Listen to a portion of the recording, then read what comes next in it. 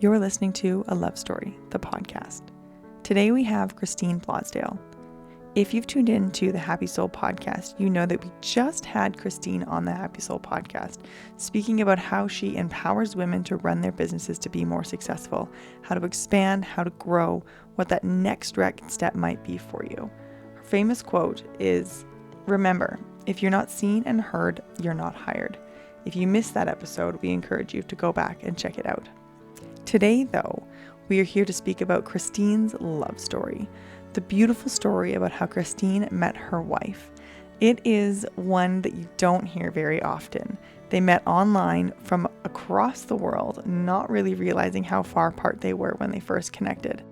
And then, to top it off, when COVID started, Christine was supposed to fly from her home to be with her wife in April when she got a call saying, "You need to come earlier." Christine took that moment, made a phone call, and was on a plane within hours and landed within 2 hours of the borders being closed. This is an incredible story of love, overcoming, joy, and just beautiful togetherness. So please help me welcome Christine to A Love Story, the podcast.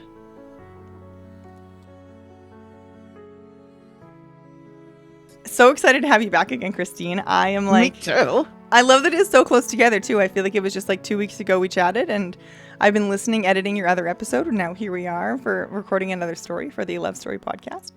And Welcome I'm live and in person now. Live and in person, yeah. So today with Christine, we're just going to chat about your love story. You kind of made this little hint about this really cool piece of your love story with your wife on I can't remember our prep call or if it was on the actual interview, but it's really cool. And so I was like, we have to dive deeper into that. So Christine, can you maybe welcome to the Love Story podcast? Thank you. Can you take us back to when you and your wife first met, and maybe bring back to, had indicated you'd met on Instagram. And so bring us back to where you were before you guys actually first started chatting and how that all evolved. Well, it's interesting, how the universe or God or the force, whatever you want to call it. I'm here for destiny. The force. It's funny how it works, because prior to my wife found me. Prior to that happening, I was a victim of a narcissist, a really crazy narcissist, and so I had sworn off all people. I was like, I don't want to be with a woman. I don't want to be with a man. Obviously, I don't. I just gonna be me. And at the time, my toy poodle. I had a toy poodle, a dog named Bodie, and it was like I just looked at her and I go, dude, it's just you and me, because I don't trust people anymore. I did not trust people after that, because I couldn't understand how somebody could have no empathy and play games with you in your heart. It didn't never crossed my mind, right? So after that, I was just like, that's it. I'm done with humans. So I'll be fine by myself. And you have your Facebook and your Instagram accounts, as you do. And there was this lady who, was commenting and liking all of my things and saying, "Oh, you're so funny, you're so clever, this, that, and the other." And I was like, "Oh, okay." I was totally oblivious, because again, I was not looking for a relationship or anything. And lo and behold, I kind of noticed that she was liking my posts from a long time ago. You know what I'm saying? Not my most recent post, but like a year or 2 years back. And I was like, oh, okay, wow, this person really is interested in my posts. And so still clueless. And then she inboxed me and just said, I just think you're cool, da, da, da. And I was like, oh, thanks. Again, clueless. And then she inboxed me and she said, I guess this is after she had stalked me for a while. She was stalking me, obviously. And then she inboxed and said, why is it that I find you so attractive? And I was like, oh, oh, okay. I don't know. And I'm a geek. I'm a dork. I don't even know how to answer those things. I'm like, because you got good taste. I don't know. Right. I feel like I'm such a dork. Who's going to be interested in me? And And so we just started, talking back and forth. Of course, I looked at her profile, and I went through her posts, just seeing like, who is this person, and and I couldn't figure out like where she was from. And so I was like, well, where are you?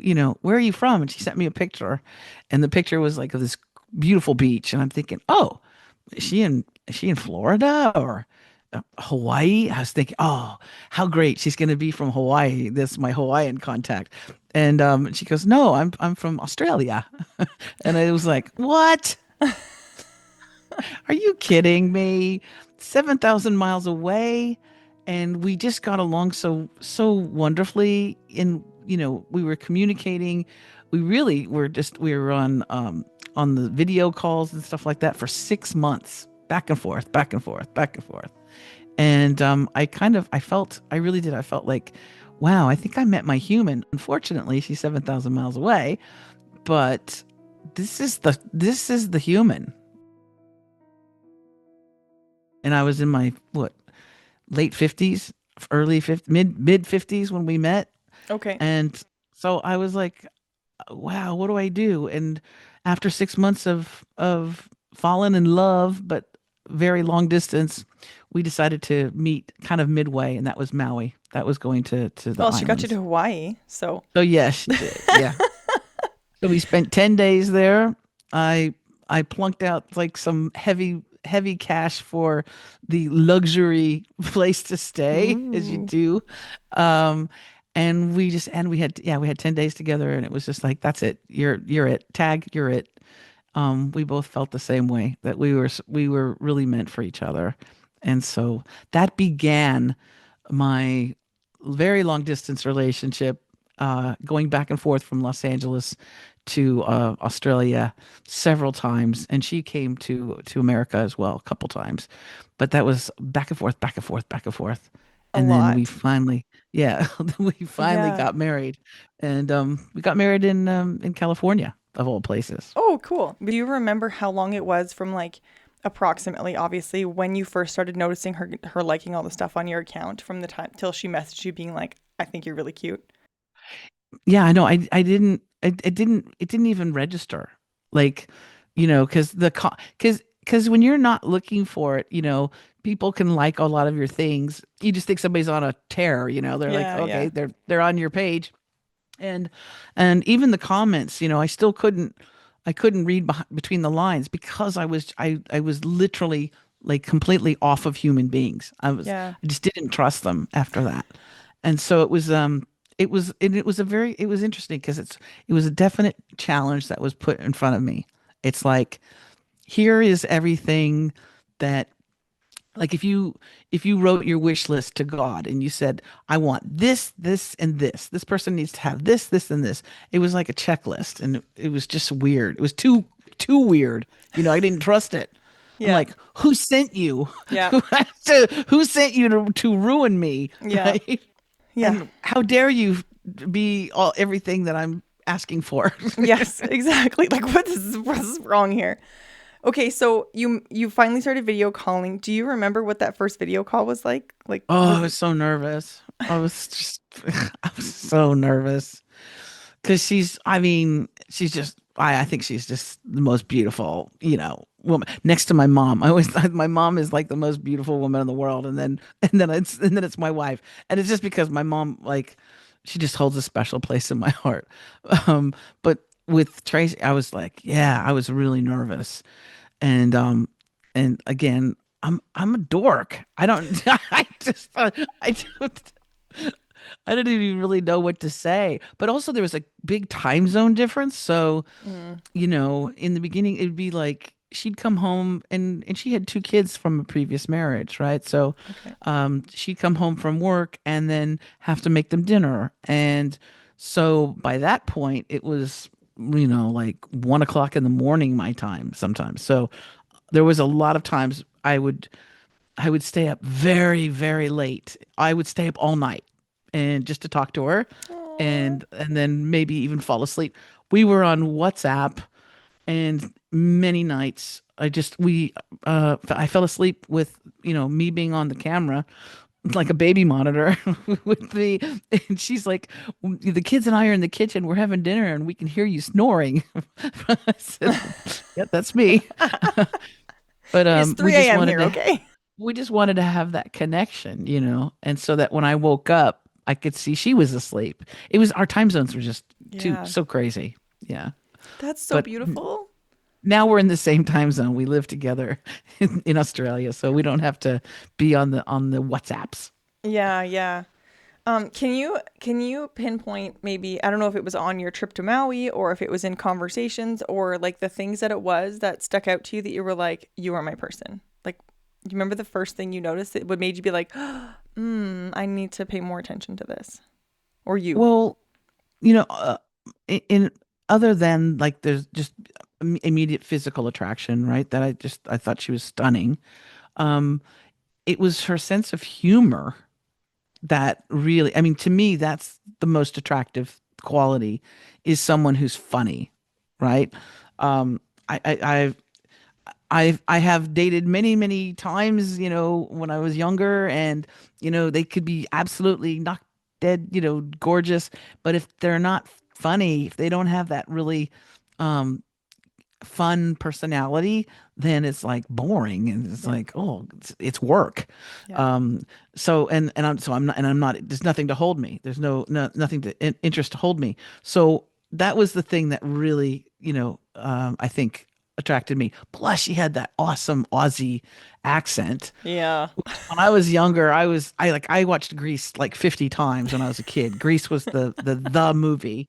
And I think I always wanted to be John Travolta, and I had a crush on, Olivia Newton-John, especially when she comes out in those black spandex pants I mean, who at the doesn't end. have a crush on her in that I scene mean, for come sure? on. Yeah. I was like, ooh, who, hello. And she had that great Aussie accent. So when my wife started talking, I was just like, oh, you're like Sandy. So you're John Travolta then and she's Sandy? Yes. No, yes, Yes. absolutely. Yeah. Yeah. Aw, that's so cute. Do you remember was the trip to Maui the first trip you guys spent? Was that the first time you guys went Yeah. together? Okay. Yeah. So you spent 6 months getting to know each other on video calls and then 10 days together to like really Yes. spend that time together. I recommend that actually for a lot of people, because what happens is a lot of times couples, like in the beginning, it's like it's that physical attraction, right? And it's that chemistry. Oh my gosh, and people don't get a chance to know each other or to like each other. It's just that sexual thing or that physical thing. So it's like immediately, you're spending the night and you're doing all these things, and it's very, very intimate right away. And what we got is we got 6 months of getting to know each other, knowing what our triggers are and our traumas and our boundaries, right? These are the things that trigger me. And it's really important to know all of those things and to actually like the person. This is the thing. A lot of times people get married and they don't even know the person very well. Hmm. They don't even like them. It's just there's chemistry, we're drawn to each other, and it's like, no, you really need to take the time to know that person. So after 6 months, we really got to know each other, and we still didn't run away. We were just like, okay, let's meet. And so yeah, I remember that day. I remember standing at the, because I got there before her. I got a car and I was waiting at the airport. So when the plane landed, I was waiting to see her come off of the airplane. And I was like, oh my God, I can't believe I'm actually going to be able to be in the same space as her and like touch her, hold her. And so I had some stranger, Brett, that's his name, was Brett. Thanks, Brett. I'm looking around at the airport. There's like three people, and because it's a small airport. I said, oh, would you mind? I said, it's the first time that we're meeting, and we've fallen in love, and I said, can you film this? And he goes, sure. Oh my God. He goes, I'd love to. I'd be honored. And so Oh. so he grabbed my phone and he started, filming, and we ran to each other. It was like out of a movie. We ran to each other, and she jumped up into my arms, and I gave her the flower lei and everything. And I thanked Brett. Thank you so much, Brett. It's on the video. We have the video still. It's so good to look at those things every now and then too. But it was magical, yeah. I just like that. I can just imagine how beautiful that video is of you two like running together. Today's episode of A Love Story, the podcast, is brought to you by the Counseling Support Center. At the core of the mission of the Counseling Support Center is a commitment to delivering comprehensive and affordable online support to any individual in need. The Online Counseling Support Center was started with the overarching goal of providing accessible, affordable, and responsive counseling services. These services are brought through the supervision of qualified and insured graduate student professionals and fully licensed therapists. The center is able to provide access to affordable counseling while guaranteeing an exceptional level of skilled support. To get support, please contact the Counseling Support Center at thecounselingsupportcenter.ca or call them at 1-800-716-6846, or you can also email them at info@thecounselingsuppport.ca. And the feeling you must have had of anticipation to see her the first time and be able to actually physically hold her. Oh my gosh. I was very nervous. I remember sitting at the airport in those airport leather seats that you have. And I have this thing like if I get nervous, I shake my leg. I bounce my knee, bounce my leg. And I was so nervous that both of my legs were going at the same time, just because I was just so nervous. And I just like, what if she doesn't? What if she doesn't like me? What if? Ooh, how does she kiss? Oh my gosh, what if she's not a good kisser? Those Yeah. things go through your mind after Yeah. 6 months of falling in love with somebody. And then you're like, oh my goodness, and and she was fabulous. It was absolutely perfect. Oh my God. I feel like also like the fact of like, we all are our own inner critic, right? And we all think like you're saying, like, why does she like me? I'm such a dork. And I think that Yeah. about my husband. Like, I'm such a nerd. Like, I don't even know. But like I made us walk down the aisle to the Jurassic Park theme song. Like, it's just, I'm a nerd. There you go. But what was I gonna say? So whenever you're gonna meet somebody like that, after you've poured your heart out to her, and I know she's poured hers out to you, I think we Mhm. have those inner critics about like our looks and the way we like. What if she doesn't like the way I kiss? What if she doesn't like the way that I look now that she Yeah, sees me fully in person? Like I feel there's probably so much of that going on in your head, maybe. absolutely. Everything is running through your head. Everything. Like, I hope I look good for her. I hope, because also when you're on the, when you're on the phone and you're on video, it's really just pretty much, your head. Yeah. Um, but after 6 months, I think, well, like, again, we got through all those things, you know, the fears and the phobias and all of that. When you're that far away from each other, when you're 7,000 miles away, which if you're on a flight, it's like a 16-hour flight. Hmm. Um, you go through all those things. You go through the insecurities. How come they didn't text me back? Or, if you get into a misunderstanding, it's really easy for somebody just to hang up the phone, right? And you're like, so you have to talk. You have to work things out. So that's why by that time we really started to realize that we knew each other really well, and we knew the positives and then the wounds that we carry, and we still, we loved that person with all of that. Yeah. Absolutely. Can you Mhm. tell us about those 10 days in Maui? And sorry, how long ago was this that you guys met? It was in how long ago was it? We got married in 2018, so it's 2017, I think. It was about Okay. then. It was pre-COVID. Pre-COVID. Yeah, right. So those 10 days in Maui, was there any hiccups or was it pretty blissful the whole time? It was pretty blissful. It's hard to have a bad time in Maui because it's so beautiful, That's and it's true. and it's like the heart chakra of the planet, so not only is it just beautiful to look at, but I'm a water baby, and so I thrive being in the ocean when it's warm and lovely, and luckily she is too. She loves being in the water, but it was for me too. It was like was my safe and happy space.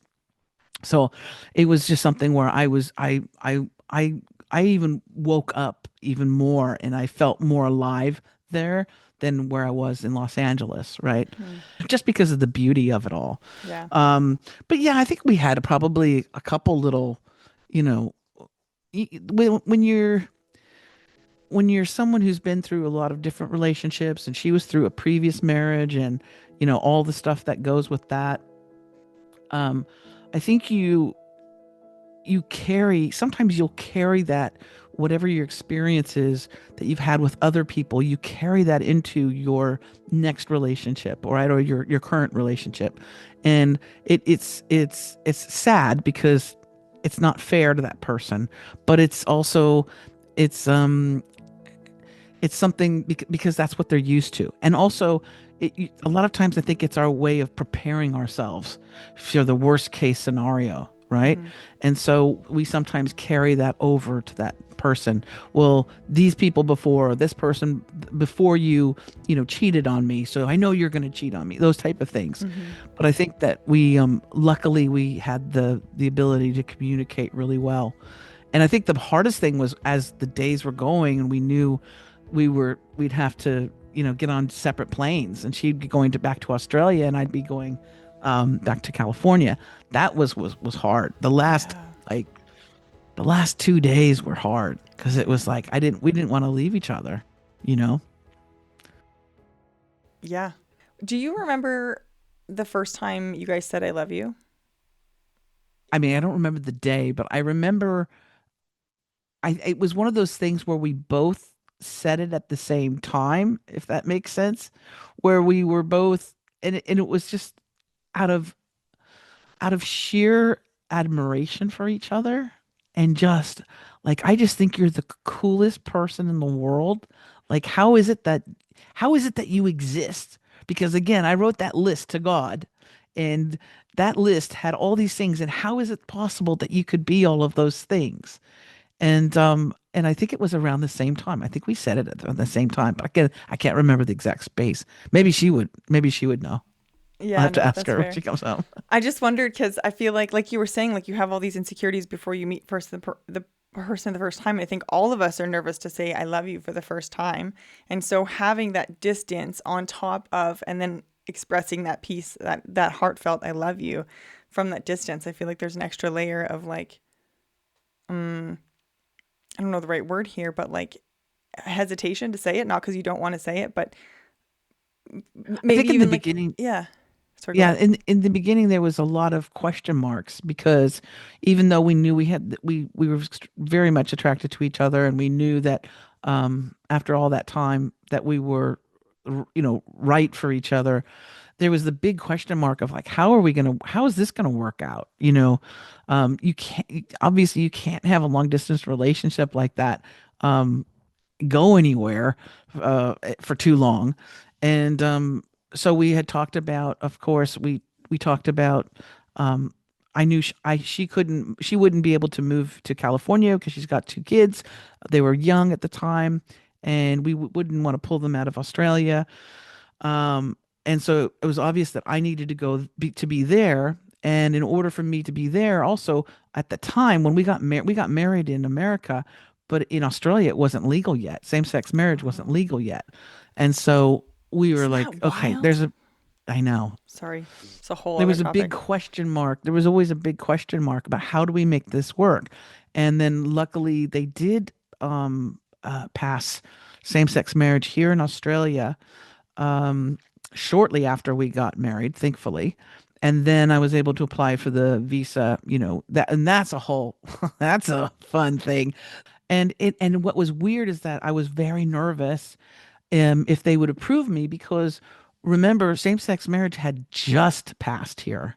Yeah. So I was worried that whoever the immigration officer is, who's looking at my paperwork and seeing that, we're married in America, that we're two women, um and we had to supply, like, like l- love letters and photos, and flight tickets. I just You had to prove everything, right? And so I was worried that, who's going to be processing this Yeah. paperwork. If it's someone who's really hip and cool to LGBTQ plus, then we have a chance. But what if it's like some dude who, doesn't like the rainbow flag, Yeah. right? And or who's very conservative, um, you know, uh, right leaning person. You never know because you don't know who's going to be looking at your paperwork. Yeah. But thankfully, it came through and it was like boom, boom, boom. You're good. You can go. And I laugh and I say, I imagine that the woman who processed our thing, her name is Meredith, and it's not, but I just in my mind I said her name is Meredith, and she actually her best friend is gay, and she loves her best friend, and so she's very excited about us coming together. I totally made up a story in my mind. It was, I don't know who it was that signed, but thank you, whoever signed off on my visa paperwork. Thank you very much. Very, very happy to be here. So when you were doing that whole back and forth thing, how often were you guys flying back and forth to see each other? I would work 'cause- and I had a great working relationship with the place that my company. So I would work for a month, 2 months, maybe 2 months, and then take a few weeks off and come to Australia. I would still be doing some work from here, but it was basically a couple months would go by and then I would fly here. The longest time though was 4 months in between. And that was really hard Yeah. because that was like, yeah, I was like, that's a quarter of a year, you know, when you think about it that way. And 4 months that was painful for us. Yeah, that I was really bet. painful. Yeah. But yeah, just going back and forth until because we knew that I was going to eventually move here, but we had to go through the whole process. And it's the legal stuff that you have to do in order to do that. It's daunting. Yeah. Isn't it like, I mean, obviously in some places it makes sense, but it's crazy to think about how much you had to go through just to be with the person that you love, Hmm. you know? And I know people had it probably people have it even harder. Imagine the countries where same-sex marriage is not allowed, Hmm. or imagine those countries where it's illegal to be gay. I Yeah. mean, you can get thrown in prison or you can get killed. You Yeah. know, that would be it's so tragic. And I'm here in Australia, but I'm hearing murmurs of uh they possibly will want to overturn same-sex marriage in America, go to the Supreme Court. And I said, that would be a tragedy if they attempted it even, because I mean, we're talking about love, right? Hmm. You know, put your time and your effort into going after people that are doing bad things, and go after those people. Um, the families that have been created and prospered, and kids that have full families that love them. Don't take that away from them. That's just it's a hurtful thing to do. Yep. um and it's very un-American, if you ask me. Yes, I wholeheartedly agree with you. I could just I yeah, I don't even know what to say about that, but it's a heartbreaking thing to think about the things that they're trying to overturn right now in the States. It's Yeah. wild. it, Okay, so let's talk about the move to Australia. So this was the piece that you had shared with us in our episodes that we were like, what? what? Okay, so you got married in 2018, started processing all the paperwork. The plan was to move there in April of 2020, correct? It was to move there after I had gotten, my visa and all of that stuff.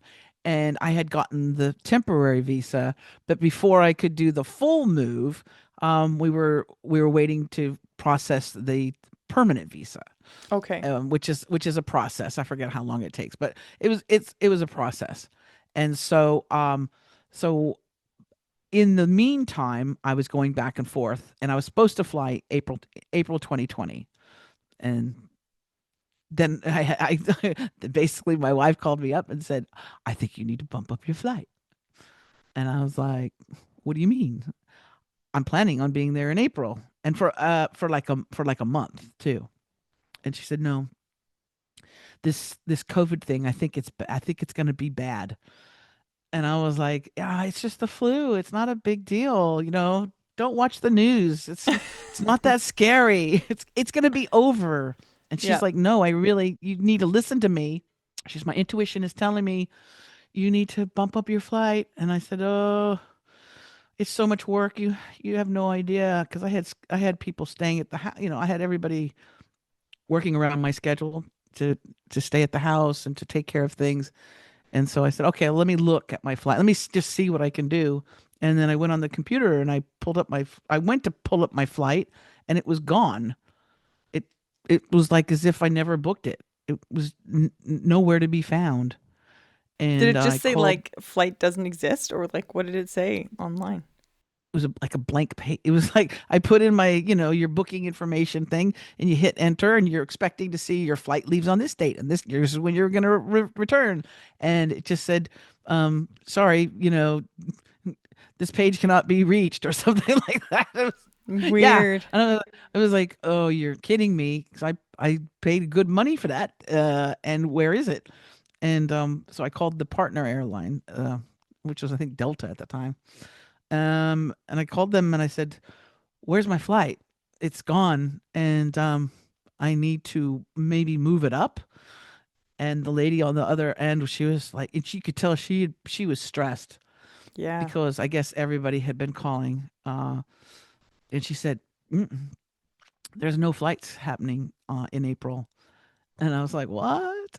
She goes, "The Australian government has said they're going to shut the border, for the country. Uh, they're going to shut the border, and so all the flights, all the major airlines are canceling their flights." And I was like, "Oh my God, I have to get there. I have to get there because of my wife is there and our kids are there." And she said, there's nothing in April. There's nothing." I said, "What about next week?" She goes, "Nothing." She said, "There's one flight." And I was like, "When?" She said, "Today, in a couple hours. Do you want it?" It was like those words, "Do you want it? Do you want it?" It was like that echoed through my brain. And I was so confused. Like, I'm looking around at my house and I'm like, uh, I got dishes in the sink, and I was like, "Today, I'm leaving today." That's what you're saying? She goes, "If you want the flight," she goes, "you have to tell me." And I said, "Okay, yes." And she booked it for me, and I had a friend take me there. I got the airport. There was nobody there. At LAX, it's one of the busiest airports in the world, and there was hardly a soul. And I got on the flight. I got on that flight, and it was the weirdest feeling in the world when we took off on the tarmac, because I was like, I had the sinking feeling. I was like, I don't think I'm going to see my country again. And let's say this is how close I called this. I landed on the 18th of March, probably around 9 or 10 o'clock at night. They closed it at midnight. That same night, they closed it. So Like, if she hadn't told me, to do that, we would have been separated for at least 2 years. yeah. Oh my God. Oh, Does it make you sick just to think about that? yeah. And it makes me sick to think about the people who were separated, who actually were separated from their loved ones, who could not get back. And the people who were like in hospitals or aged care, on their, as they're getting ready to die, Mm-hmm. they weren't allowed to touch their loved ones. They weren't allowed to be around their loved ones. I know, like, weddings and things had to be postponed, but like funeral, it was just such a weird time. I just feel like it was like a movie we lived through. Yeah. I think we all had a little PTSD from that. Yeah. Yeah. Okay, Yeah. so let's go back to you and your wife. So border closes at midnight. You get there. Like you must have had the biggest sigh of relief getting at the Yes. same time of sadness of like, when am I going to see my country again? But like, is that, did she meet you at the Yeah. airport? Oh yeah. Oh yeah. Well, because I called her because basically I called her after I hung up the phone because I go, let me see what I'm gonna do. And I called her back and I said, okay, I'm landing today at at this time or tonight at this time. And she's like, what? Oh, today. Oh, okay. I was like, well, yeah, you said get there. So she had to she had to make arrangements to make sure because where we live is a couple hours from the airport. So she had to make arrangements. But yeah, she met me there, and it was at the time where we were under quarantine, but the good thing was it was like I think it was like 2 weeks or something quarantine, but you got to do that at the house Okay. at your residence. They didn't lock you into a hotel like they did shortly after I arrived. I totally missed all of the crazy stuff, you know. It's wild that her intuition hit you that day and that you made that phone call that day and like the timing of things, like Yeah, if yeah, it had delayed, if she had been like, "Oh, I'm not going to call right now," or if you had been like, "Oh, I'll call the airline later," like anything, it yep. would have not made it. And how many people do you think had a similar thing happen, or maybe not the exact, but they were like, "Oh, I should change my flight," and they're like, "Well, you can leave today," and they were like, "No," and they didn't, and then Yeah, exactly. they stayed. And because the flight that came over too, it wasn't very full. I mean, I was able to stretch out and it was pretty empty. And I think that was probably because maybe they all knew that the border was going to be closed. I don't know, but it was actually it was relatively empty. It was just such a weird time, man. And we had to wear our masks on in the airplane, and uh, it was just such a strange thing. Everybody was scared, you Yeah, know. It was like yeah. a movie. It was like a bad movie. So when I got to see her at the airport, I was just so grateful. And they're like, "Oh, you need to be quarantined with your wife for 2 weeks." I'm like, "Great, Sounds good. I'm good. I'm game. Yeah, yeah, yeah. I'm good." Yeah. So that was 2020 and now it's 2025. Can Yes. you tell us how your relationship has been now being able to be together full time, pretty much, Oh, besides? we are truly I think our best supports for each other. I work from home, so I get to do all the homebody stuff, and I like to decorate and things.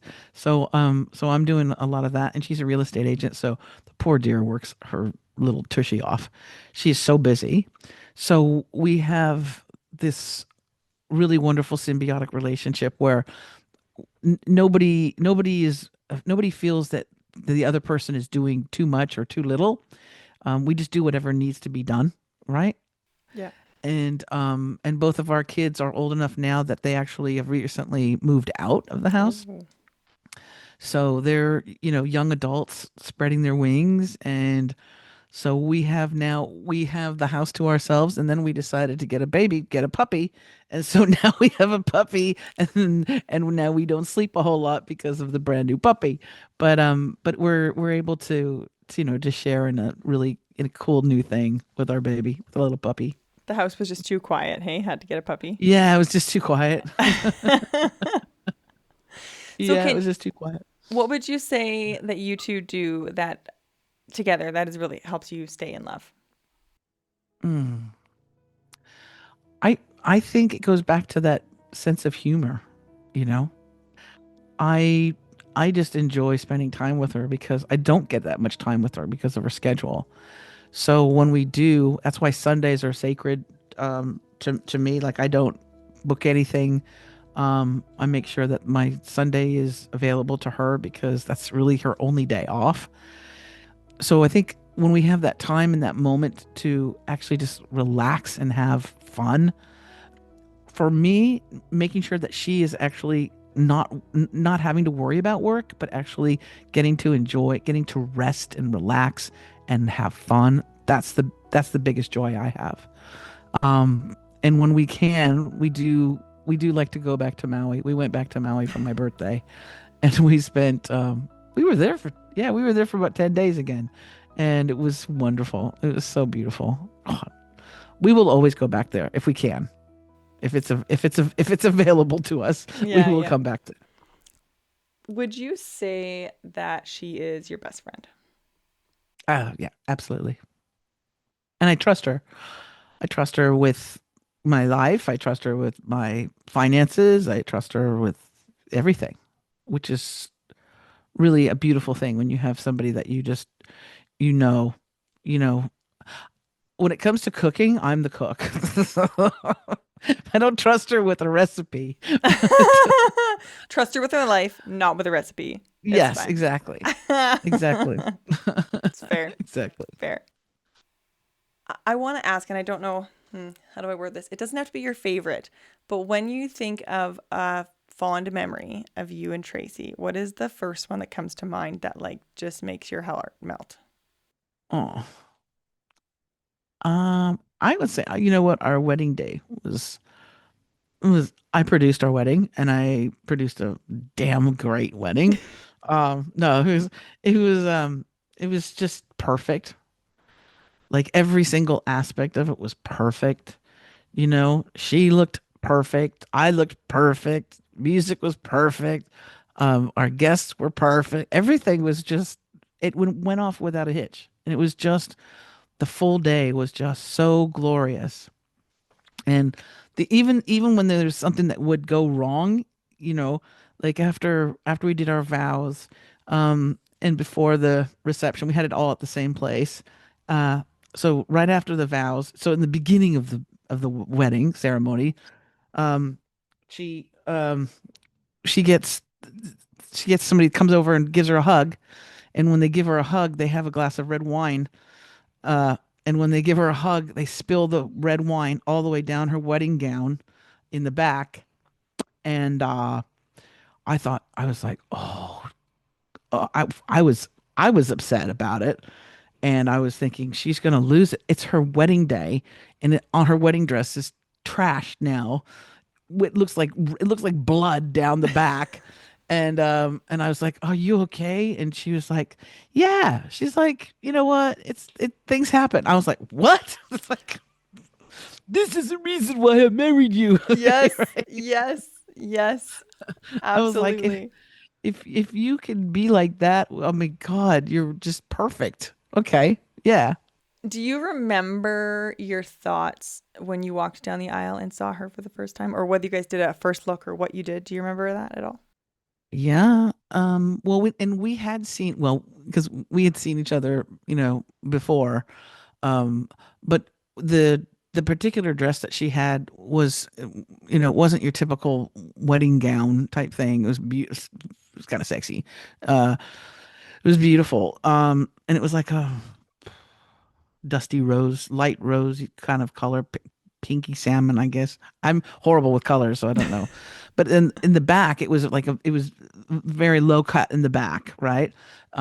So when she walked down the aisle, everybody like turned and they were like, "Oh, look how beautiful she looks." And then as she walked by them, they would see her tattoo. She has a tattoo down her spine, and it says, "Christine, in this life and all others, it's always been you." Oh, And I know, isn't that cool? So but when she walked by, they were like all woo, like, like, oh my gosh, that's such a sexy dress. And so I just remember just being so proud of her. And of course, I just think she's so beautiful, but also like the strength that she had. She was there. There was nobody from her family that was able to be, at the wedding. So she didn't have her support. She didn't have, she had my friends there that were in America, but that she was just like, and courageous, courageous to step into this life with me as well. I think people like, especially if I had never been married before, but for those who have had first marriages or second marriages, and if they don't go well, to have that faith that, hey, this next one is going to be the right one, I think that's very courageous. hmm. Um, Especially if you have a really rough marriage before, that could burn you out on the whole thing. So I just felt that she was very courageous to take that jump to be with me. And it Yeah. all worked out good Yeah. because now I'm here. Oh my gosh, that's so beautiful. If you had to give one piece of relationship advice to somebody, what would you say? Mm, mm. It sounds corny, but it's so true. Um, don't go to sleep angry at each other, or don't do the silent treatment. That's just having space is one thing to go, you know what, I need space to think about this or to clear my head or to be by myself or whatever. But don't just, put them on red and like don't just shut down and not talk to them. Um, and clear it up before you go to sleep. It's just because so many times it's just a lot of times it's a miscommunication or the person's not doing what you want them to do and it's not worth it in the end. It really isn't. Life is already kooky enough. We got enough things that we have to deal with on the outside world. And I do recommend you get to know that person. Like, I mean, you don't have to do 6 months far away, just communicating by electronic devices. But I'll tell you, it's a different type of relationship when you actually get to like each other first, and then all that other good stuff comes in. Yeah. It's a different way of doing it, but it'll stick. So, it'll stick. That's a good one. I mean, I have like quotes all over my house that have like different love sayings on them, and one of them says, "Never go to bed angry," or it said, if you have to fight, fight naked," or something like that. And I was like, That's good. I've never done that, but it would be really funny if you're like, okay, we're really angry at each other, so let's get naked and continue this anger. Like, can you You imagine? can't. You just couldn't. No, you just couldn't. Um, yeah, yeah. Okay, and then my last question for you, Christine, is what does love mean to you? Mm.